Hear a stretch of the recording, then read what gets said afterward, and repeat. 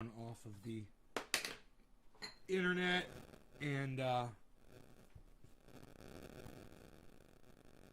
yeah, I am off the internet. Let's turn the phone off then.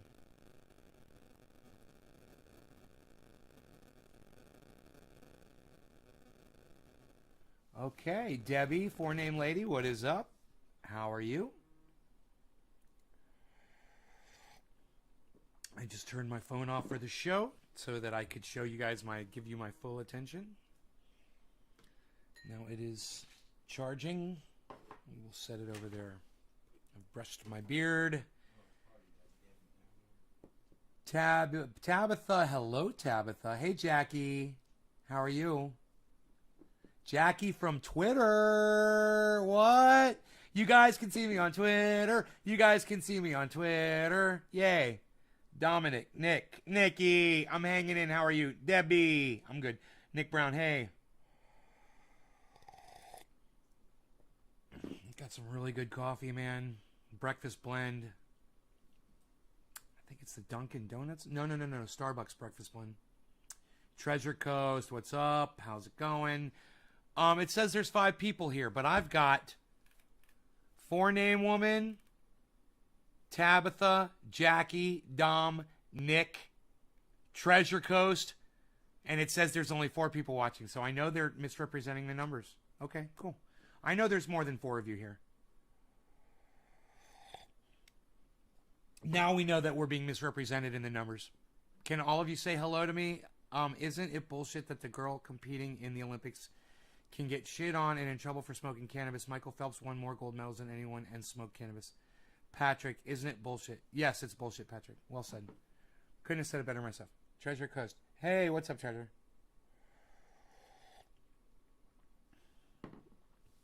You know, I'd speak on that, but I really don't give a fuck about it. And you know why? Because everyone talking about it is calling it marijuana. And I'm like, yeah, that's what you get. You're going to call it a racist name. You're going to call it weed. You're going to call it pot. And then you're going to complain that people are getting in trouble for using it. Well, you just called it useless. What do you expect? Oh, she got busted for smoking weed. Well, it's useless. Why does an athlete need to smoke something if it's useless? Oh, well, it's got uses. Well, then why are you saying that it's useless? I'm not saying it's useless. Well, you're calling it weed. Yeah, because that's what it is. No, it isn't. Because the definition of weed is a useless plant. So every time you call cannabis weed, you're calling cannabis useless. And then you wonder why people don't want to legalize it. Then you wonder why people get in trouble for having it. Then you wonder why the federal government isn't doing anything about it. But you keep calling it marijuana and you keep calling it pot and weed and you give it such disrespect. Well, if you don't even respect it and you use it, what the fuck makes you think that the fucking federal government's gonna fucking respect it? They're not. And neither are all these people, like the people in charge of the Olympics. Oh, you're calling it pot and weed? It sounds like fucking garbage. Pot, weed, dope, reefer? It sounds like fucking crap. You know, marijuana? What's that? It's tobacco. That's poisonous. Why would you call something that's non-poisonous and healthy for you, literally medicine, why would you call it marijuana, which means tobacco, which means a poisonous fucking plant that gives you lung cancer and makes you die? Why would you do that? Mark can only take this for so long. I get that. He can only take it for so long that he's got to leave. Come on, man. Don't let me get to you. Just relax. Enjoy yourself. You're going outside to have a cigarette? It's funny. That had the opposite effect. They say she smoked it to cope, C-O-P-E, cope, with the death of her mother. Yeah, Patrick, we already talked about this, bro. You're like 3 days behind. Where the fuck have you been? You think you're starting a new conversation in here or something? We're not talking about that today.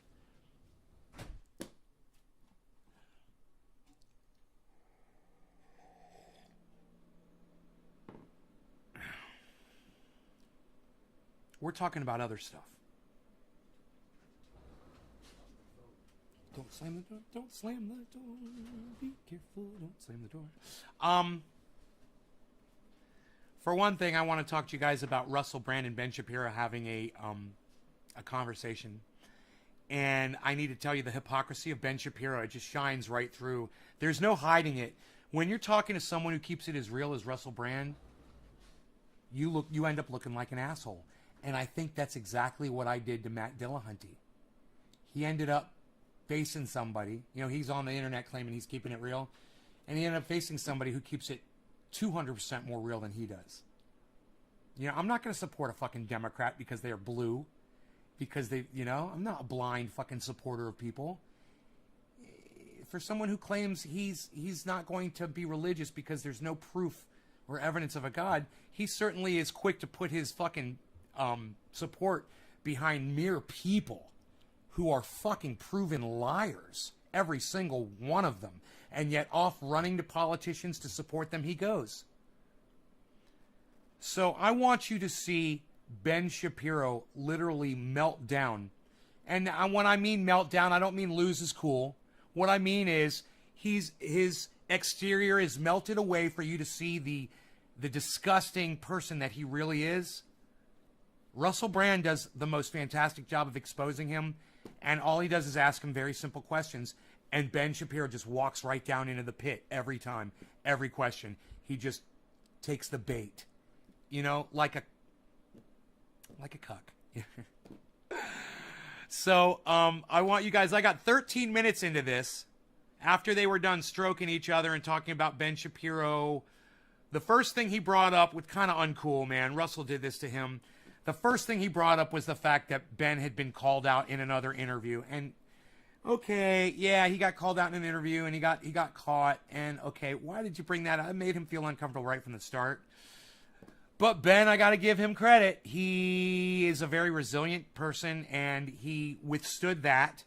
And, you know, Russell Brand kept it real. He wasn't mean about it. He was just like, well, this happened. And Ben Shapiro was like, yeah, that happened. And I admit I got caught off guard. So that was the beginning of the interview. And then this happened. I've got a 7-year-old, a 5-year-old, and a 1-year-old. And so my 7-year-old and 5-year-old are at the ages where they start to ask really kind of interesting theological questions, right? They're starting to ask things like, what happens after you die? And in really kind of interesting and fun ways. Right? So my 5-year-old son turned to my wife and said the other day, and he said, so after you die, what happens to you? And she said, well, you don't have a body anymore. You're kind of liberated from your body. And he said, what did that mean? Do you fly around? And she said, you don't really fly around. You know, it's like you have wings or something. He said, okay, so what exactly does that mean? And trying to boil down sort of the idea of trying to boil down all of the lies that you've convinced yourself are true to your actual child, and then you realize that you're a fucking liar as you lie to your child. It's kind of hard to do. That's what he's trying to say right now. Because he's realizing we don't fly around. There is no heaven. There is no God. He's got his little yarmulke kippah on his head right now because he's so sure of his religion. He's so confident in his religion that he literally needs to wear a hat on his head to remind himself that he's a believer. Reunification. And I'm going to eviscerate Ben Shapiro. If you are a Christian and you don't want to hear this, I understand. You're not going to like it.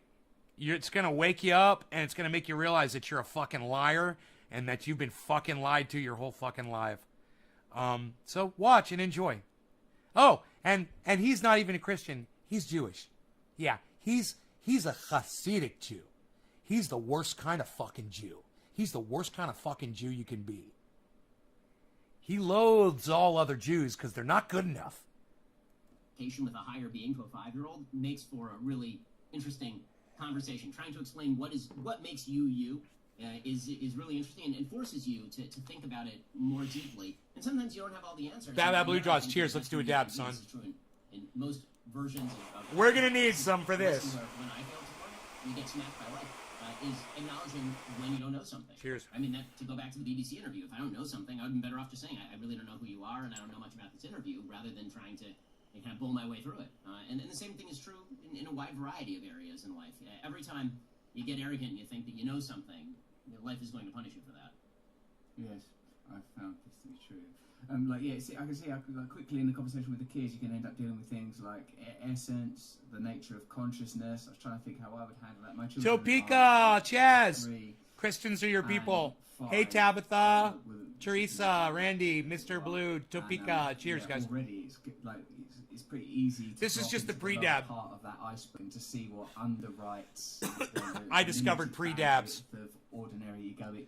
Let me just stop here for 1 second and say I discovered pre-dabs. Nobody pre-dabs like May's Garden does, because we all learned about pre-dabs here just a few days ago. Fantastic. In everyday consciousness, you can be brought there quite quickly, quite swiftly by a child's interrogation. For sure. And my son asked, so what makes he got into, so what? You'd still be you. So your body really isn't you in terms of your soul, right? There's a part of you that is a conscious ability to choose.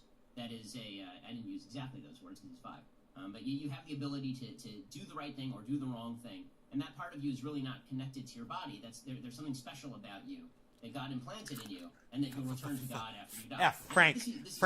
Frankfurter, It's not 50, just, it's 55, not- speaking of Frankfurter, children is always, fucking you don't fuck, want to give them nightmares, fucking at the same fuck. time, they're asking very deep and abiding questions that require answers.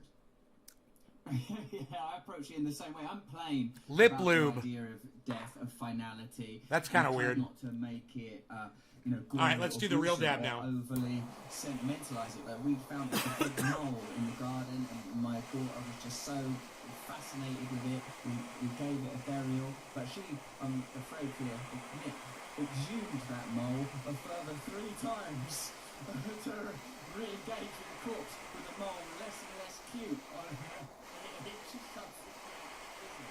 But I don't want her to be sort of squeamish about life. Hey, don't you find?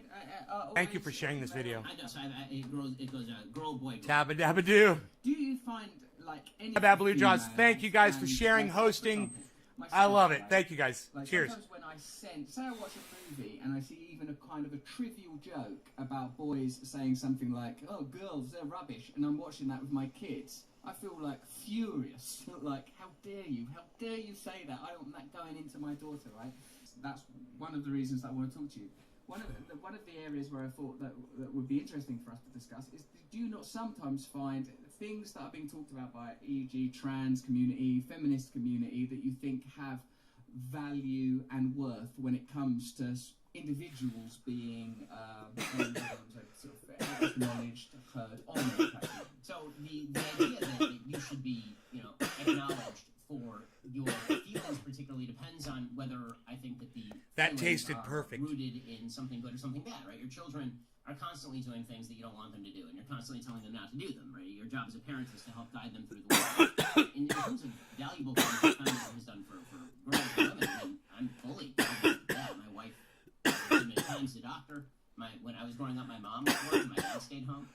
My daughter happens to be incredibly bright, and I hope that she picks the career that she wants and is able to do exactly what she wants. And we try to foster that in everything that she does. That anything anything that a boy can do in terms of picking a career, you can do. Although she is fully aware that that typically there are certain things physically that where women are different than men, right?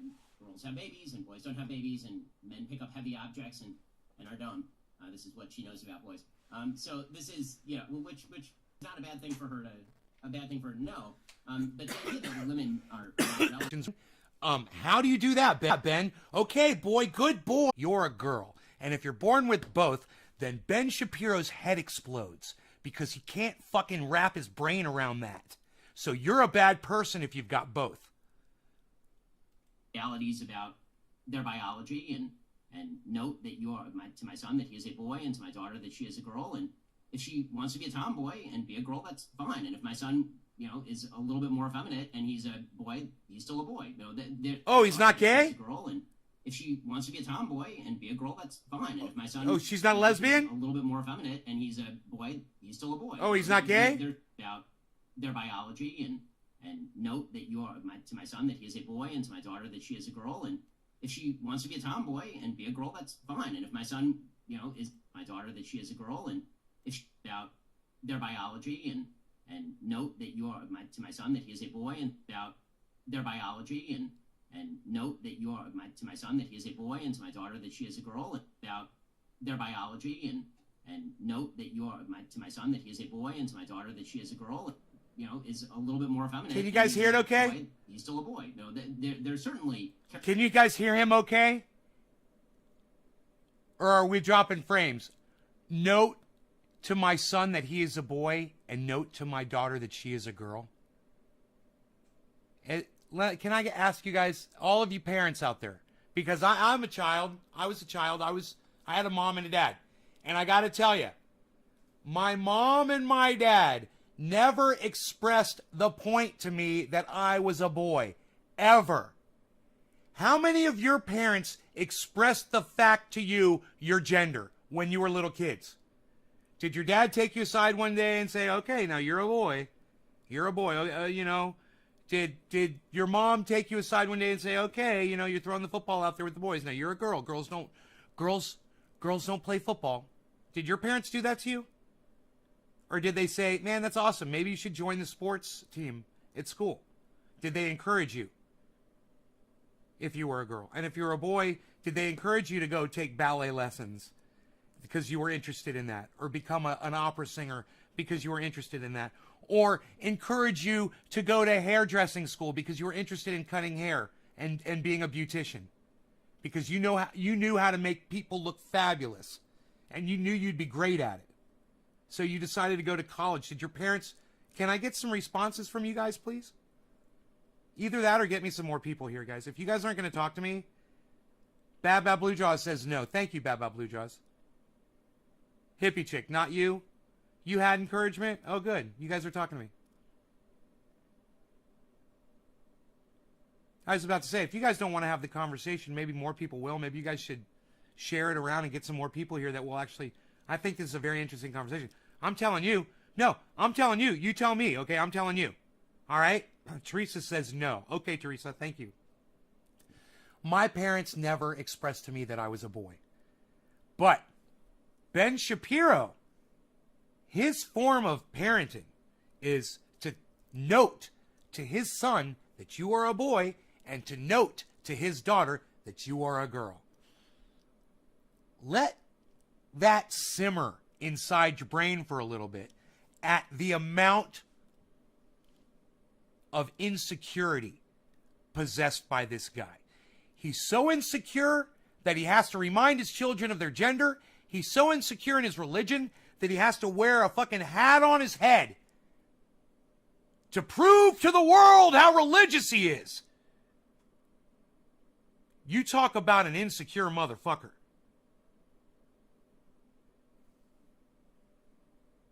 Characteristics that where boys can, you know, have non-traditional male interests, and that's fine, and girls can have non-traditional female interests, and that's fine too. I don't have any problem with that. Where I draw the line... Where I draw the line.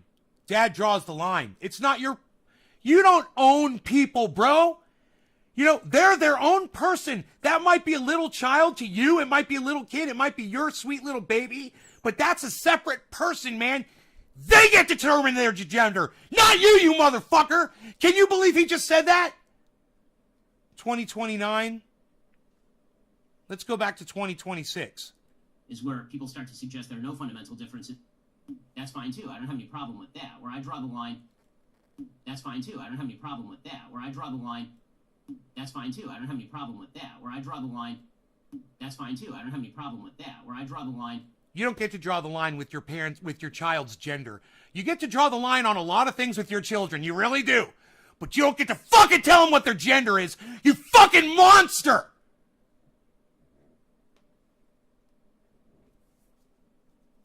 Fucking monster, man. Is where people start to suggest there are no fundamental differences between boys and girls, which, if you have boys and girls as children, you know is not Hey, true. Dom, If what's you live up? in the world and have ever met either a man or... Randy Church says, nay, is that what they call a schmuck? S-C-H-M-U-C-K. Randy Church, that is what they call a schmuck, bro. That is what they call a schmuck. My mother would call him a schmuck after listening to him for 5 seconds. She'd say, who is that schmuck? Let's hear where he draws the line. Let's hear where he draws the line with his children's gender. You know, Hey, whoa! We got to stop the show. You guys want to be famous? JK1997 Marcos46 says, want to become famous? Buy followers, primes, and viewers on ... BigFollows.com. Woo! BigFollows.com. Get big by followers, primes, and viewers at BigFollows.com. You could be fake internet famous at BigFollows.com. Check out BigFollows.com. BigFollows.com. This show is sponsored by BigFollows.com. Is a little bit more effeminate, and he's a boy. He's still a boy. No, there's certainly characteristics that where I draw the boys line. can, have here it comes. Non-traditional male interests, and that's fine. And here it is. Girls can have non-traditional female interests, and that's fine too. I don't have any problem with that. Where I draw the line is where people start to suggest there are no fundamental differences between boys and girls, which, if you have boys and girls as children, you know is not true, or if you live in the world and have ever met either a man or a woman, seem fundamentally untrue. That's fine too. I don't have any problem with that. Where I draw the line is where people start to suggest there are no fundamental differences between boys and girls, which, that's fine too. I don't have any problem with that. Where I draw the line is where people start to suggest there are no fundamental differences between boys and girls. Hey man, nobody's saying that, Ben. Nobody's saying that. Okay? So get the fuck over it. What I'm telling you is that you have to allow your children to be who they want to be, no matter what. And it's not your job to guide their gender or their sexuality. Don't do that. Don't ever fuck with your child's sexuality. Okay? That's for your child to explore on their own without you! You fucking freak! You're a little boy, okay? You're a boy. You know, don't go around, giving little blowjobs to other little boys. You know, what the fuck?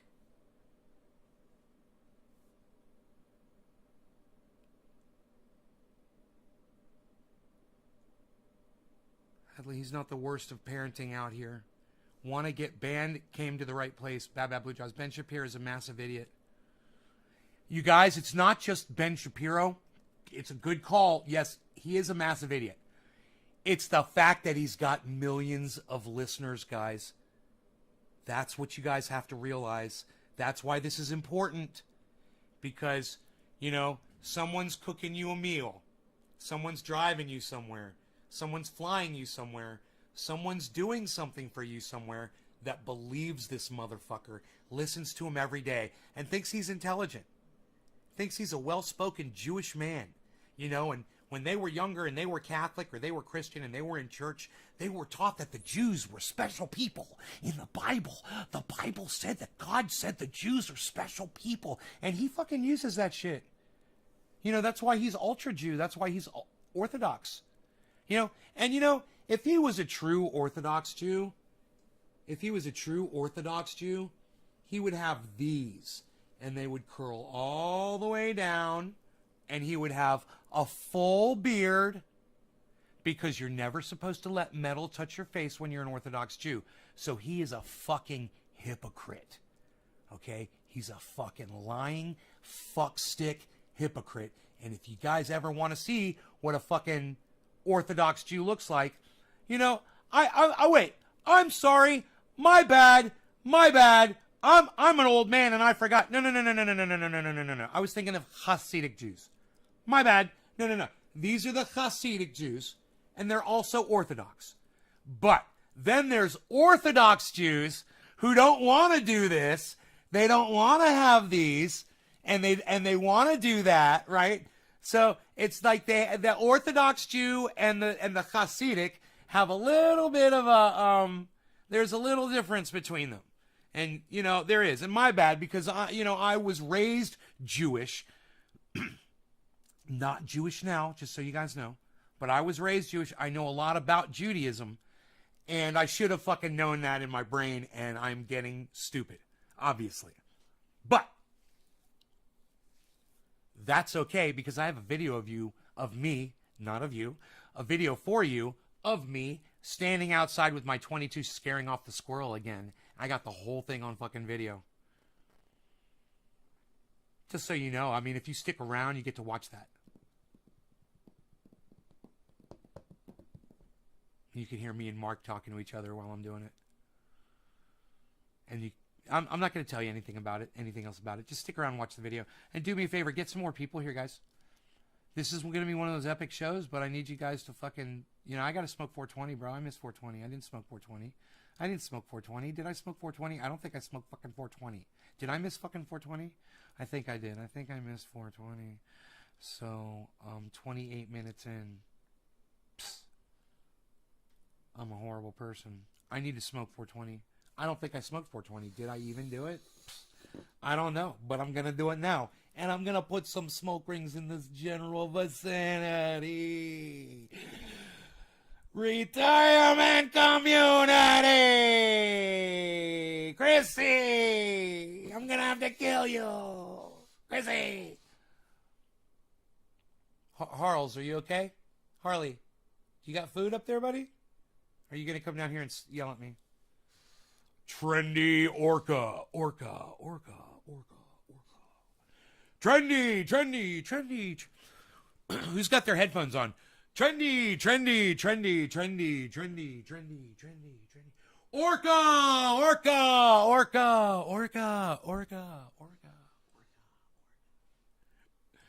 How is that for the people with the headphones? Cheers, guys. Who does stereo tricks for you on the podcast? Nobody. This guy does. Nobody else does stereo tricks for you. Right? I'm the only one on the internet that does that shit. I'm the only one on the internet that does stereo tricks for you on the podcast. Literally, I'm the only one. Write it down. One of the only things that you will only see on a Nays Garden podcast. Stereo tricks with the mics by Nay. I say we put some smoke rings in this general vicinity. Let's do this. We're going to listen to this guy. Let's listen to him and smoke a little bit. Cheers, everybody. Hey, you know what you guys could do? You guys could take a little video of this right now, and you could tweet this at Ben Shapiro on Twitter. And you could also, when you do that, you could at all 5, that's right, all 5 of my Twitter accounts now. There's 5. So get with that program, please.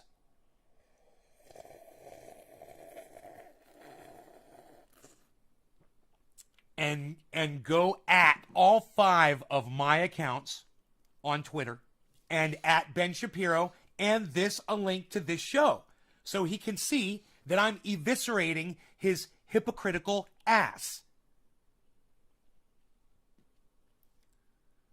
Speaking of little kids, Ben, I was 11 years old when I realized there was no God and that Judaism was a total fucking lie. 11 years old. Okay, Google.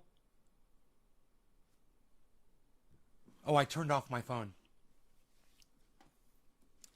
Here, give me a second. I was 11 years old.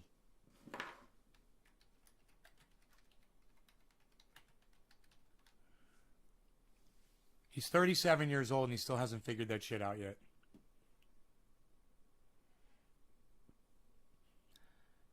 I was 11 years old when I walked away from religion. And, the only reason I believed in religion for 5 years during my adult life was because I got inducted into a cult called the 12-Step Program.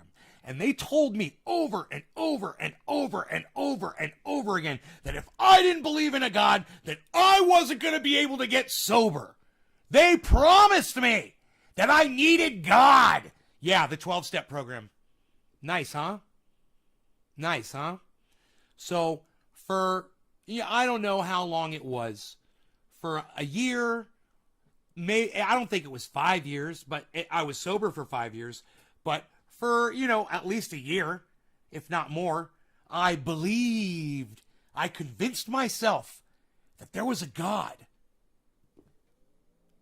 Don't ask me why. I wasn't using cannabis for 5 years.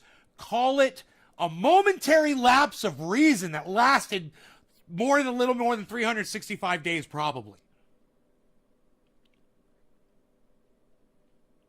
I don't know when the day was that I realized, I was like, what the fuck am I doing? There's no fucking God. I went back to my 11-year-old thought process and I was like, oh, that's right. I forgot the whole reason I stopped believing in God was because John Wayne on his deathbed accepted Jesus Christ as his Lord and Savior. Woo! On his deathbed, he became a reborn Christian. A reborn Christian. John Wayne, my hero as a little kid. And I said immediately, 11 years old, and I heard that. And I said,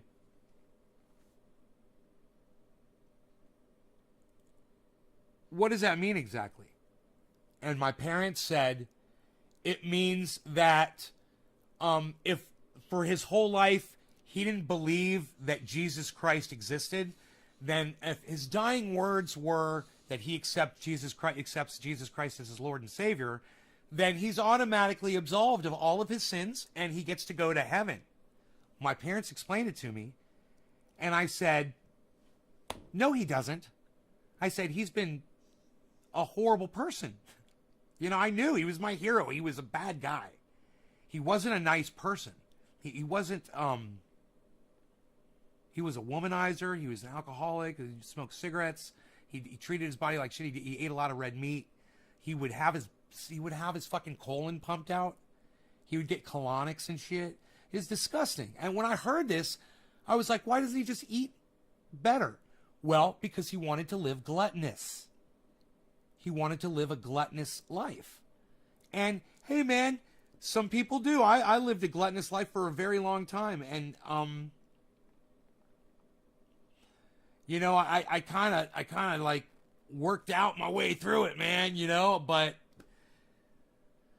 some people aren't as lucky as me, you know, they can't just walk away from it or just kind of, you know, duck down and kind of get through it like I did. I was pushing my limits, man, and I could have snapped at any point and started making full gallons of iced tea in the refrigerator. I could have started eating 6 Oreo cookies after every meal and putting fucking chocolate frosting on them with whipped cream. Put all of your butter. Ice cream. Ben & Jerry's with a thing of almond chocolate milk. I could have done that 3 times a day, and just said fuck it. You know, I got close. I was sometimes I was doing it 2 times a day without the chocolate fudge and everything else though. Ice cream, chocolate chip cookies, whipped cream, chocolate milk, all together. Usually all the time. That's my little snack, and I would have like, you know, 3 or 4 Oreo cookies, which on itself is bad enough. But then I would have ice cream alongside it with the chocolate milk and the whipped cream. And I would just put the whipped cream right in my mouth. You know? Because I was gluttonous. But I snapped out of it. I watched a couple videos on YouTube, and John Wayne didn't have that. You know, he didn't have some doctor that made a whole bunch of videos talking about the importance of fasting. You want to go outside, buddy? I'll let you out. I know you're sitting by that door. There you go. Go outside. Charles, go outside with your brother. Go on. Go. Go. Harley, go outside, buddy. Go. There you go. Go on.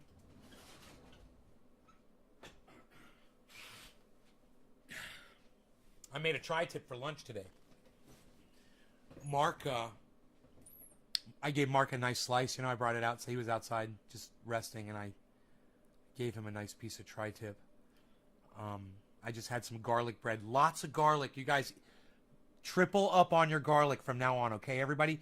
Powdered garlic is fine. The less processed, it's chopped garlic is fine. Raw garlic is fine.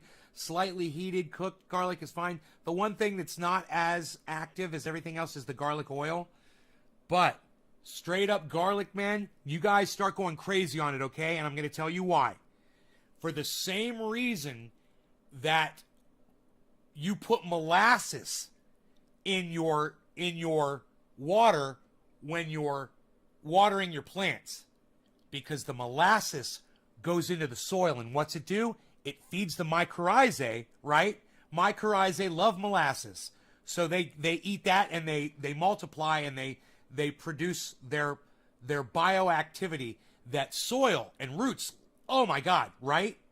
In your stomach, when you eat a lot of garlic, the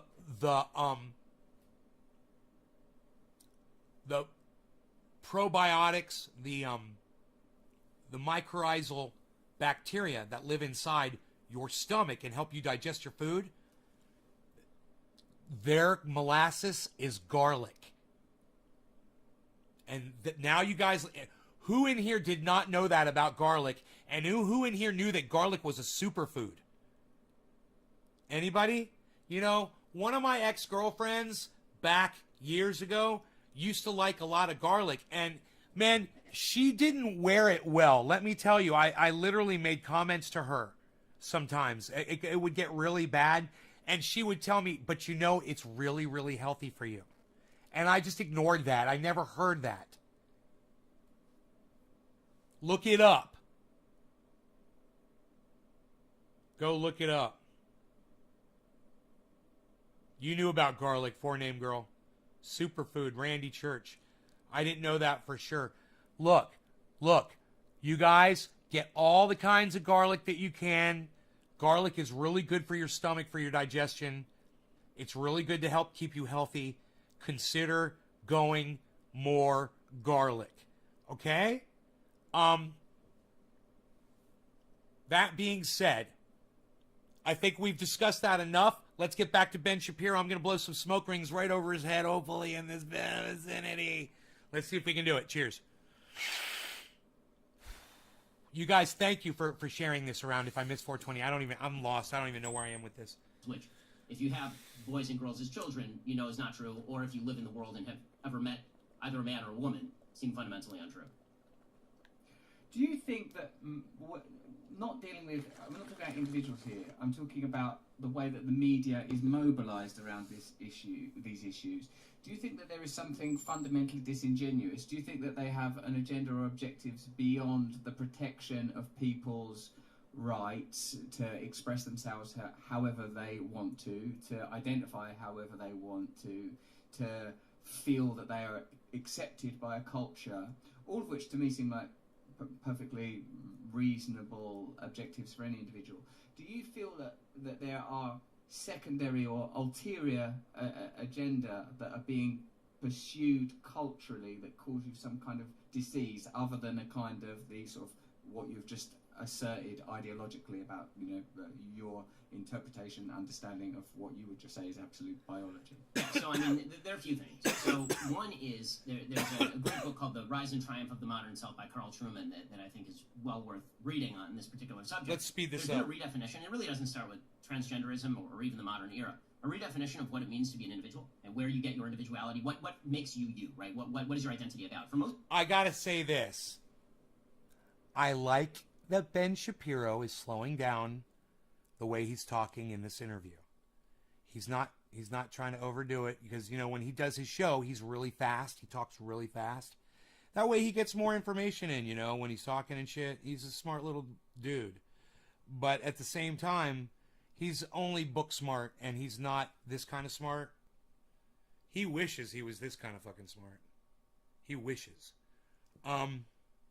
And so do all of his audience members, all of his fans, the millions of people that love him. They think that he's this kind of smart.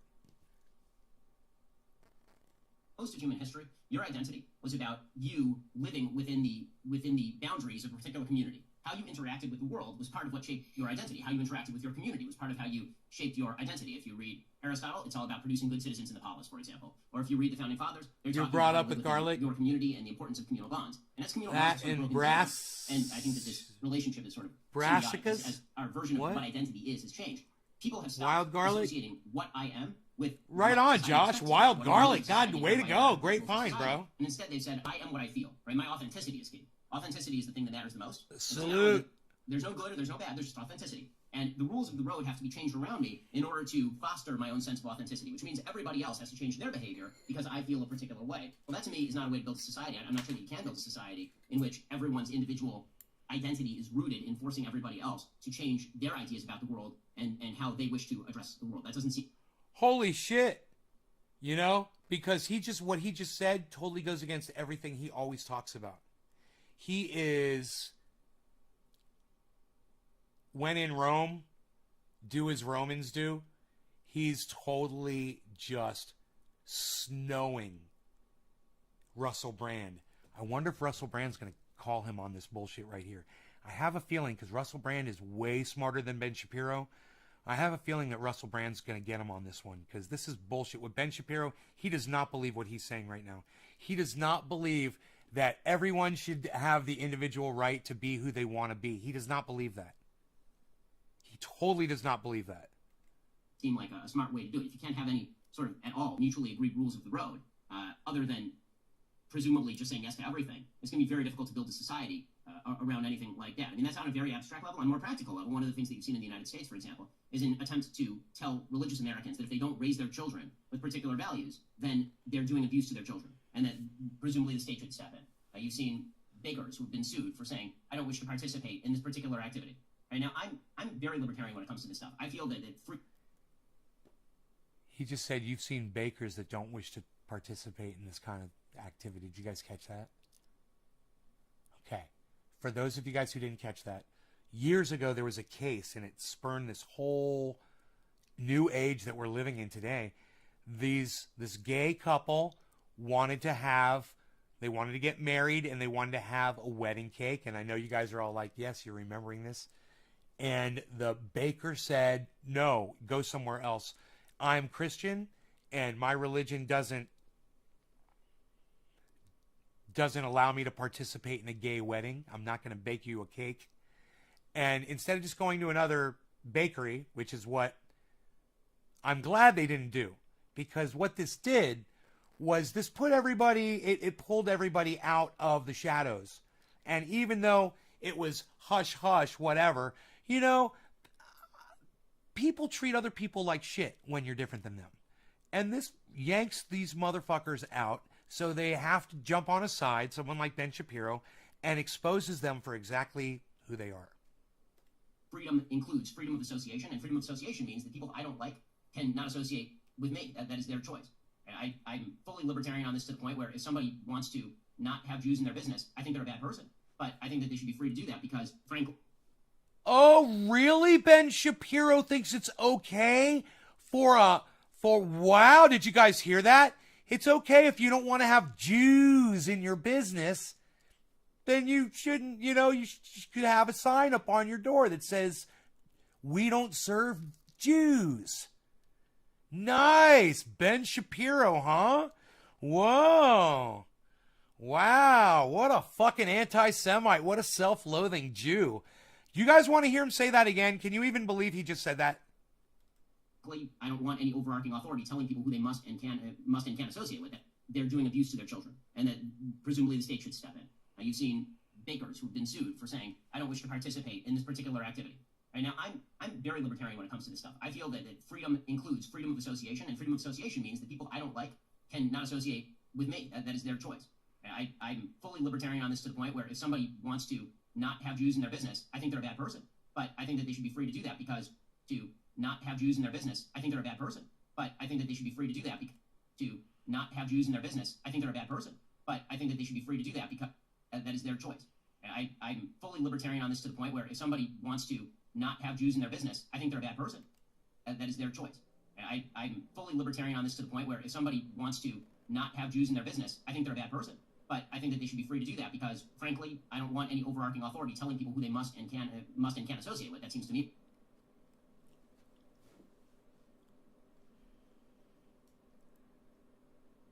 Ben Shapiro says that he thinks it should be that if people don't want Jews in their business, they should be able to put a sign up on the window that says no Jews allowed. Like the old golf clubs. So why not blacks, Ben? So no blacks? You think that should be allowed too? What about Palestinians? No Palestinians? What do you think, Benny? Let's say women. What about women? No women. No women. I'm not going to let a woman in my business. I'm going to be Facebook. I'm going to have the largest company of communication. I'm going to fucking go crazy. I don't want Jews. Hey, I'm going to be PG&E. I'm PG&E. We're going to supply electricity. We're going to become a conglomerate. We're going to become a monopoly of electricity. And you know what? If you don't have solar and you're Jewish, you're not going to have power because no Jews. Ben Shapiro. Ben Shapiro, blacks, forget it. You don't get power. Jews, no. Hispanics, no. Hey, how about this one? No whites. Hey, let's say PG&E was owned by a nice black couple. And they said, hey, you know what? Fuck you. No power for you. Or, hey, how about this? Fuck you, pay me. Quadruple what I'm going to charge my other friends that aren't white.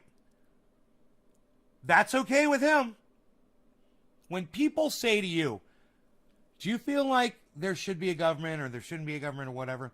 This is the fucking reason. Because there's literally people like this with millions of followers out there, guys, who believe, and Michael Malice is included in this, who believe that, you know, things like excluding people based on the color of their skin or the religion, that should be the law of the land. You should choose, you'd be able to choose who you do business with. No Canadians. Hey, Chris, what's up, buddy? Be more dangerous. But there is an outright attempt to can I just say, the nature of language. Ben Shapiro is a fucking train wreck. To make it so that we can't agree on even simple terminology, to make language entirely subjective, which makes it very difficult to talk to one another, to turn every political problem into an identity problem. So we, instead of having a discussion about, for example, what is the proper treatment for gender dysphoria, instead it turns into, you're attacking my identity if you disagree with me about the proper treatment for gender dysphoria. Well, what if I'm just arguing about what's the proper treatment for gender dysphoria based on the data? Or what if I'm just discussing the differences biologically between males and females? That's not an attack on your identity, but... Based on the data? Ben, I got news for you. You don't get to determine what happens with people's gender, period, bro. Why do you got your fucking dick all over it? You guys hear him? He wants to control how people decide what gender they are. You go back and listen to what he just said, okay? Just listen. I'm going to slow it down, and I want you to listen to what Ben Shapiro is saying here, okay? That was only 1.25 fast. That's how fast he talks. We're at normal speed, I swear. And associate with, that seems to me more dangerous. But there is an outright attempt to change the nature of language, to make it so that we can't agree on even simple terminology, to make language entirely subjective, which makes it very difficult to talk to one another, to turn every political problem into an identity problem. So we, instead of having a discussion about, for example, what is the proper treatment for gender dysphoria, instead it turns into, you're attacking my identity if you disagree with me about the proper treatment for gender dysphoria. Well, what if I'm just arguing about what's the proper treatment for gender dysphoria based on the data? Or what if I'm just discussing the differences biologically? Why does there have to be treatment for gender dysphoria, Ben? I just can't get past that part. I just can't get past the part that he feels like there has to be a treatment for gender dysphoria, and it's his job to figure it out and to talk it out with people, even though it's not his fucking problem. And I'm sorry, I used the wrong word. It's not his place to determine such things for other people. And I apologize for saying the word problem, everybody. I'm sorry. That was the wrong word to use. Logically between males and females. That's not an attack on your identity, but the conflation of everything that I believe and everything that I feel internally on a subjective level with who I am it's very difficult to see how you reach common ground there. You need to be at least able to put yourself out. You don't have to reach common ground, Benny boy. You know why? Here it is. Are you guys ready? Because it isn't your place to decide for other people what their gender is or how it should be treated. Ben, how many times do I have to tell you? And why are you making this an issue? He's making this a huge issue right now. He could have just said, you know, wouldn't this be great? You know what I've come to realize? It's really not my place to determine what people's gender should be. Let's move on. No. He literally believes that it's his place to decide because he's so smart and he's so well learned and he's a lawyer and he's so intelligent and he talks so fast and he graduated school at a young age and graduated college early and he's a little wonder kid and he's just so smart that of course he should be the one, the decider. Ben Shapiro should be the decider of gender treatment around the world. He's the decider of these things. I think he's fascinated by it. That's what I think. I think he's fascinated by it. Out of the conversation enough to discuss things in a mutual space where the terminology is agreed upon. When you discuss the your own certainty around your Judaism and orthodoxy, and your, Certainty. and then sort of outline your critique of some of these somewhat modern cultural phenomena, but perhaps abiding phenomena more broadly, even if the kind of emphasis and wasn't, the discourse wasn't granted. Do you feel perhaps that there are fissures appearing culturally that can't ever really be Hi, abridged? Karen. Thank and you. that Let's smoke. Possibly the best Cheers. kind of solution might be. You guys are sharing like Karen. Thank you. A kind of a confederacy of like, well, Smoke people rings right just here. Live how you want to live. Just live Right here how on this you wanna background. live, and allow other people to live how they want to live. Which I can see that somewhat within the remit of libertarianism. Yeah, I mean, I've said for a long time that I think that this is the direction in which we're moving. The question is, are we going to share a culture or not? Because that libertarianism only lasts as long as nobody grabs the gun at the top of the food chain, right? I mean, whoever controls the gun controls the policy, unfortunately. And when I say the gun, I just mean the government, because the government, to me, is just a giant machine for compulsion. That's, in essence, what the government is designed to do. Every law, at the very end of the road, is backed by some guy coming to your door with a gun and putting you in jail if you don't obey the law. So it depends on whether there can be a common agreement to leave people alone. And I think that agreement is pretty much what is missing right now. If you are an adult and you choose to live however you want to live, and you're not bothering me, I may disagree with what you do. I may think that what you're doing is religiously sinful. I may think that on a non-religious level, you are living a dissolute life and that you could be doing better with your life. But I also understand that you're an adult and you have the capacity to build your own life. If you can't understand the same about me, then we've got a problem. But Ben, some religions say that you should murder people when they're being gay. They should stone people to death, Ben. Should we just allow people to behave in that way? Should we let, or, you know, in many Arab countries, no offense to my Arab friends out there. Is that the right word to use? Should I have to say Arabic countries instead of Arab? In many Arabic countries, they mutilate people. They murder and behead people for dating someone from the wrong sect, from premarital sex, for disrespecting someone in the wrong way. And in your mind, is that the way society should behave, Ben? Because that's religious freedom right there, bro. I got news for you. Religion sucks my dick. It comes in, it's like candy bars, man. You go into the store and there's a whole rack full of them. It doesn't matter which one you grab. It's all full of poison, fucking murder syrup and murder sugar, murder powder, and fucking... It doesn't matter which one you grab. They're all bad. He'll never understand that, and he'll think that his religion is good. You know. Because then we don't have a shared space at all. Then it's just a matter of who wins, right? Then it's not a matter of we can have an agreement to leave each other alone, which, frankly, my ideal life is just to be left alone. It seems great to me. But if there can't be that sort of fundamental agreement, then there will just be this continuing war of all against all, and then the question just becomes who wins that war. Because I don't think that war can be won either, Ben. I've been thinking about it a lot, man, and like I sort of... You know, like when I think about conservatism, it's a lot of concentrated sugar in dark chocolate, but enlightenment-informed type of there's sugar-free chocolate, Karen, and there's sugar-free dark chocolate, and I've had it, and it's fucking unbelievably good. I can't remember the name of the company, but I will tell you this: you could just Google it, and you'll be able to find it. You're not consuming fruits? No fruits. In fact, I had 3 grapes, maybe 4 grapes today. I cheated. Little grapes.